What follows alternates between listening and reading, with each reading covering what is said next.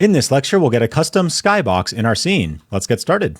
Over on our right, if you toggle back to your lighting tab, and once again back to our environment button, you'll actually see this skybox material where we can assign a specific custom skybox. There's a few different ways to go about doing that. In your assets folder and in your materials folder, go ahead and right click and create a new material. I'll just call this skybox. With this material selected and your inspector open, you can actually change this shader to a skybox material. Even though we're using the universal render pipeline setting, the normal skybox procedural material will actually still work for our skybox. You can then actually just take this material and just drag it into your scene way off over here, and boom. Even though nothing actually changed, we're now using this new skybox material.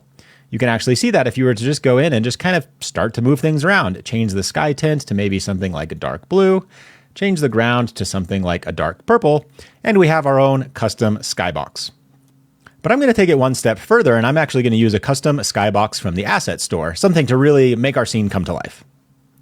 So nothing too complicated. We've been through these motions a few times now. If you search for skybox in the asset store and change the price to free, let's see how many different options you have. Boom, 148 free skybox options. I really like this Skybox Volume 2 nebula. If you'd like to follow along, I've left the link to this asset in the resources tab down below. It gives us, I think, 7 different options for just some really cool sci-fi type skyboxes that we can use. I've already got added this to my account. I'm going to go ahead and open it in Unity. Same thing, scrolling over in our package manager. I'm going to go ahead and import this to my project once I've got it downloaded. I'd like to potentially take a look at a few different skyboxes, see which one works. I'm going to go ahead and import all of them. Let's make sure we put that in our third-party assets folder. So assets, skybox, drag it into my imported assets folder and then into my third-party assets. Go ahead and open that up, find my skybox.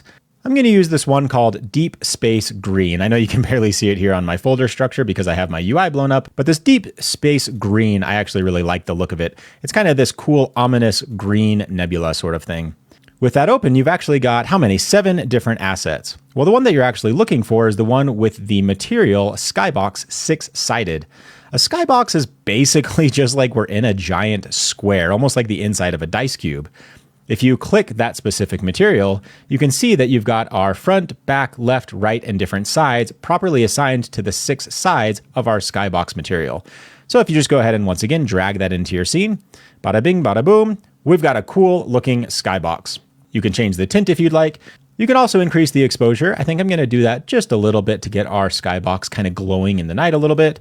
Or you could actually even change the rotation of the entire skybox. You can rotate it a full 360 degrees. Now that you know the basics of how to rig up a skybox, choose your own custom skybox from the asset store and get it set up in your scene. Go ahead and pause the video and do that now. Welcome back. I'm pretty satisfied with how my skybox looks. That's all I wanted to cover in this lecture. When you're ready to move on, I'll see you in the next one.